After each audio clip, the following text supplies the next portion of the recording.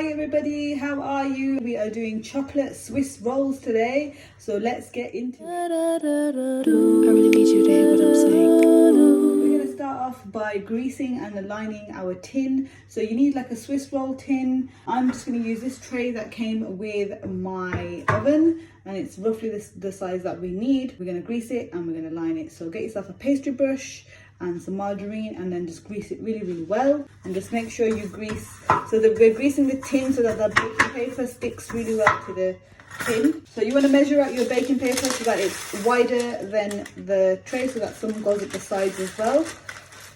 So you don't want your sponge rising and sticking to the sides of your tray. Make sure you get it right into the corners and up the sides. Okay, just like so. You want to grease your baking paper really well so that the sponge does not stick to the paper as well at all. Okay, so get the grease right into the corners of the baking paper. Okay, so once you've greased it, it should look something like this. Just put it to the side. Then you want to preheat your oven, 180 fan, 200 degrees if you've got no fan, and that is gas mark 6. Okay, so put your ovens on.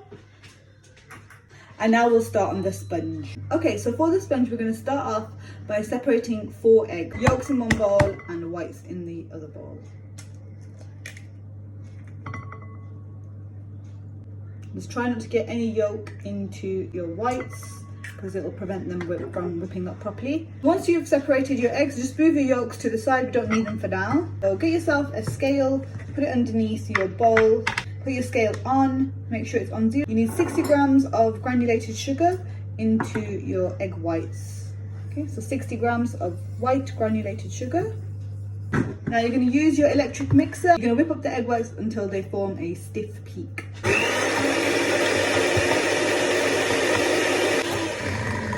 Okay, so your meringue should look like this. It should be nice and stiff and hold its shape. So that's when you know that it is done. So once that is done, just put that to the side. Okay, we're going to use melted unsalted butter for this recipe, so I'm just going to weigh that into a separate bowl. So put your bowl on top of your scale, put your scale on, make sure it's on 0. You need 60 grams of unsalted butter. I'm just going to cut it into small chunks so that it melts easier in the microwave. You can melt it in a saucepan on the stove as well, it's fine. Once your butter is completely melted, just put it to the side and allow it to cool.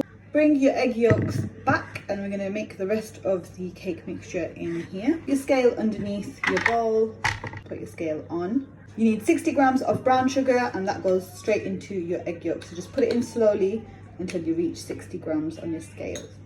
And also a teaspoon of vanilla bean paste as well, or vanilla extract. Then we're going to whip that until it's nice and light and frothy. Okay, that's done. It should resemble like a thick milkshake kind of consistency. Now we can add in our dry ingredients to this. Get your scale, put it back underneath your bowl. Get your sieve that you're going to use, because we're going to sift in all our dry ingredients. Sifting is very important. Put your scale on, make sure it's on 0. You need 60 grams of plain flour. So just add it in slowly until you reach 60 grams. And then to that, we're going to add in our cocoa powder. Put your scale back on 0, make sure it's on 0. And start weighing in your cocoa powder, 25 grams.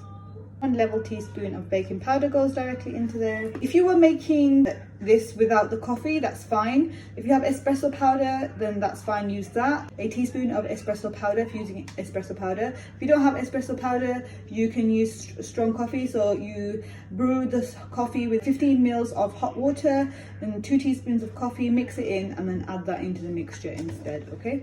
I'm using espresso powder today, so a teaspoon of espresso powder is optional. The coffee just helps enhance the chocolate flavour, but it is completely optional. You don't have to add it in if you don't want to. Then to that, we're also adding some salt again to enhance the flavour, so just 1/4 teaspoon of salt into there as well. And then we just sift all those ingredients in, push the lumps through with a spoon.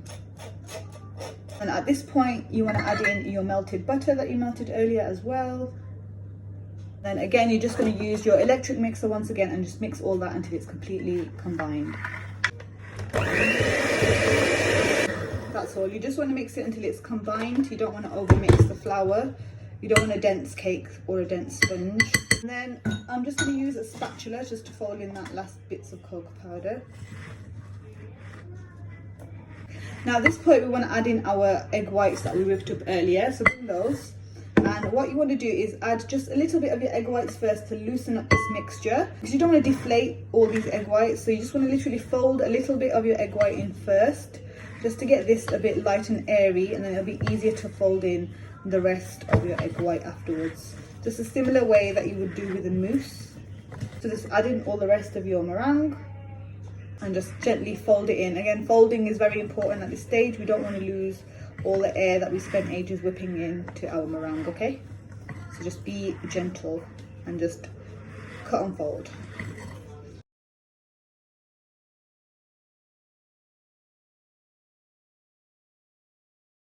Okay, so when you're done, your cake batter should resemble a very light, airy mousse, and that's what you want. So bring back your tray, pour all your cake batter into your tray. Try not to pour it all in one space, because you want to not use too much pressure to spread this out.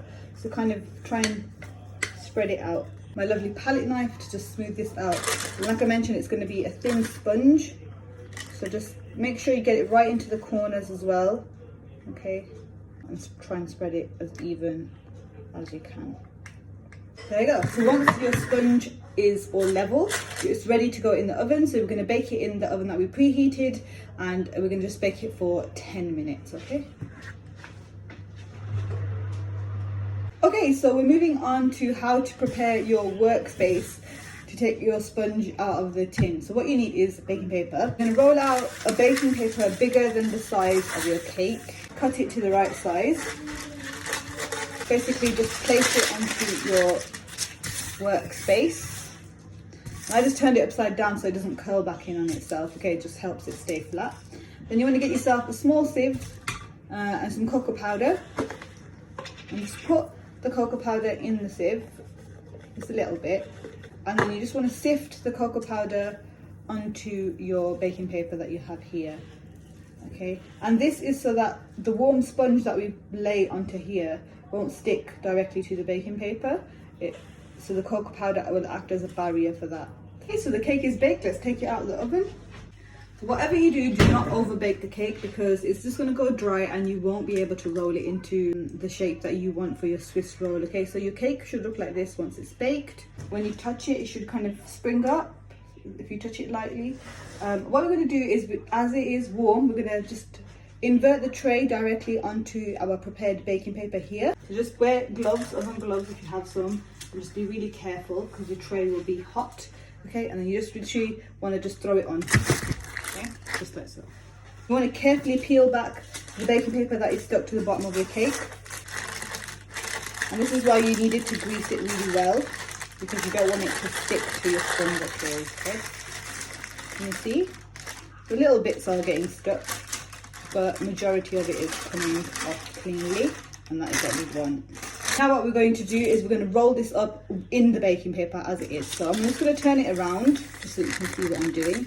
So short end, we're going to roll into a spiral with the baking paper with it, okay? So I'm just going to fold this a bit over of my baking paper, and I'm going to pinch it ever so slightly. And then I'm just going to gently just start rolling with the sponge warm, hot, straight out of the oven, okay? And this is so that the sponge kind of learns its shape, okay? So it won't crack on us. So now that you've rolled it into your log shape in the baking paper, just basically take that and put it directly into the fridge as you prepare the filling, and let it cool completely in the fridge, okay? Right, so as the cake is cooling down in the fridge, we're going to move on to the filling. My first tip when it comes to whipping cream is whip it directly from the fridge, okay? And make sure your bowl is cool and it's not warm, okay? That helps as well. So this is 300 milliliters of double cream. So just directly add all of it to your mixing bowl. And then to sweeten this a little bit, we're gonna add some icing sugar to it. You can also use caster sugar if you want to. I just find that the icing sugar obviously just melts in there a lot easier, so that's why I use icing sugar. Tablespoon of icing sugar and a teaspoon again of vanilla bean paste. Just gonna eyeball it. You can use a vanilla extract as well. I like using vanilla bean paste. I really like the flavour of it. Right, so once you've got your vanilla and icing sugar in there, you just basically need to start whipping your cream, and be careful not to over whip your cream, okay? You just want it to a soft peak, so it holds its shape in order to be able to spread it onto our sponge. Too thin, then it'll just splodge out the sides. And that's it. it. That's the consistency that you want your cream at, okay? So you can see it's firm, it holds its shape, but it's still a little bit loose, okay? So that's where we want it to be. Let's put that to the side and we'll bring back our sponge. So your sponge should now be cool enough to spread your cream on. If it's not, then just leave it in the fridge until it's completely cool, okay? Unroll it. Just put dollops of your cream across the sponge so that it's easy to spread it. It's easier to use offset spatula if you have one to spread the cream out, and just do a nice even layer all the way, and leave like roughly about 1 centimetre all the way around, just to avoid any cream spilling out the sides of your sponge.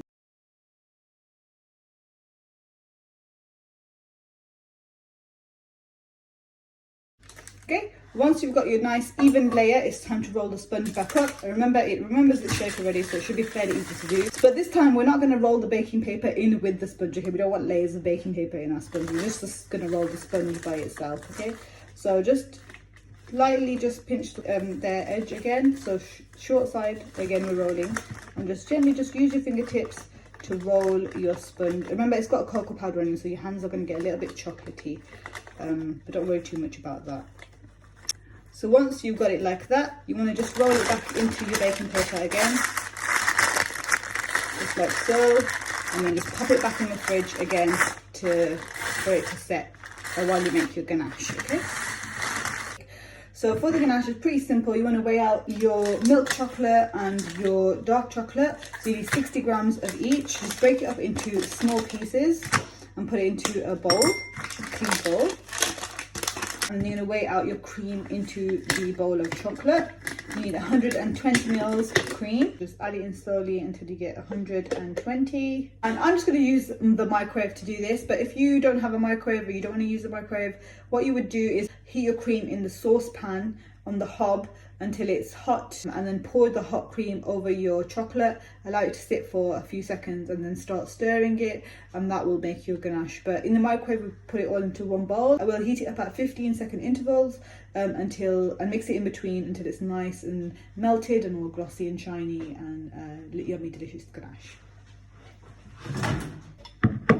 So make sure all that chocolate is melted in, make sure there's no lumps left in there. Once your ganache is ready, it should resemble something like this, nice and shiny, delicious looking chocolate, okay? So we're just going to put that to the side and get our setup ready to pour this ganache over our cake. So this is the fun part. So let's put this to the side. So the tray that you baked your cake in earlier, hopefully you haven't already washed it and put it away. So that's going to go here. And then I've got 2 cooling racks because they're quite small, mine are. They go on top of the baking tray, like so. Okay. When you take your cake out of the fridge, you want to take the baking paper off. Okay. And you want to place it onto your cooling rack. Okay. So just be careful with it. Gently. Just pick it up. It's not a very easily breakable sponge. It's quite flexible. So it's you know, you can handle it, but just be gentle when you're handling it, that's all. And we're going to pour this delicious ganache over our cake. Ready?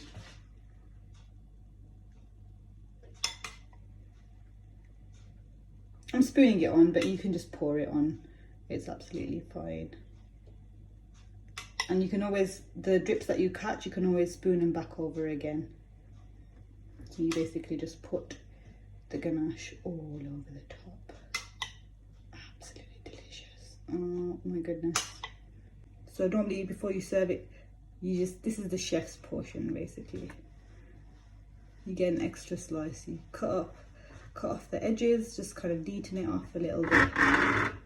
Okay. And then your lovely swirl will be visible inside of your Swiss roll. It's all your ganaches onto your cake.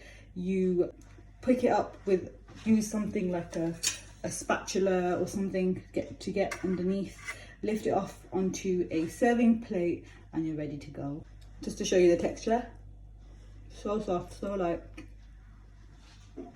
delicious. Thank you so much for joining me once again. Take care of yourselves, take care of your families, enjoy your cake and enjoy the rest of your day. Bye bye.